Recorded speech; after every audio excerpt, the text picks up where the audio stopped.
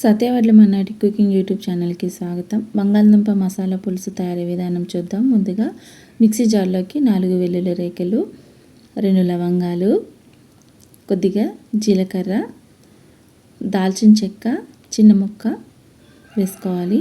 అందులోనే కొద్దిగా ధనియాలు, చిన్న చిన్న ముక్కలుగా కట్ చేసుకున్న అల్లం వేసి పక్కన పెట్టాలి. తర్వాత ఉల్లిపాయ ముద్ద కోసం చిన్న చిన్న అయితే ఒక 4-5 ఉల్లిపాయలు, పెద్ద అయితే ఒక 2 ఈ విధంగా కట్ చేసేసి మిక్సీలో వేసి ముద్దలా పట్టాలన్నమాట. ఈ విధంగా అయితే మనం గ్రైండ్ చేసుకోవాలి. అలా బంగాళదుంపల్ని పైన పొట్టు తీసేసి ఈ విధంగా సన్నగా తరుక్కోవాలి పొడుగ్గా.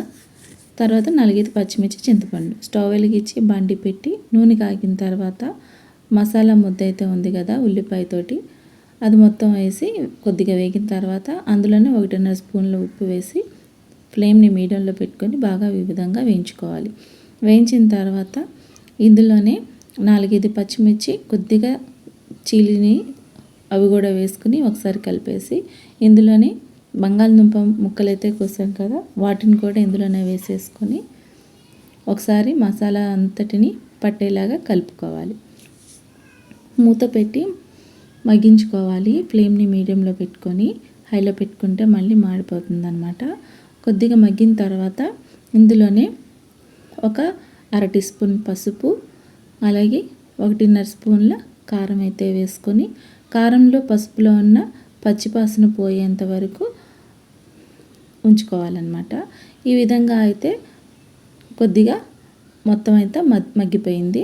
అలాగే ఇందులో చింతపండు పులుసు అయితే వేసుకోవాలి. చింతపండు పులుసు వేసేసుకున్న తర్వాత ఒకసారి బాగా హైలో పెట్టి ఫ్లేమ్ని మరిగించుకోవాలి. ఒకవేళ ఉప్పు అది ఇప్పుడే చూసేసుకోవాలన్నమాట. మరిగించిన తర్వాత కొద్దిగా ఫ్లేమ్ని మీడియంలో పెట్టుకొని పులుసుని బాగా దగ్గరికి రానివ్వడమే. ఇలా దగ్గరికి వచ్చిన తర్వాత స్టవ్ ఆఫ్ చేసేసి ఒక ప్లేట్లోకి సర్వ్ చేసేసుకోవడమే. చాలా టేస్టీగా ఉంటుంది.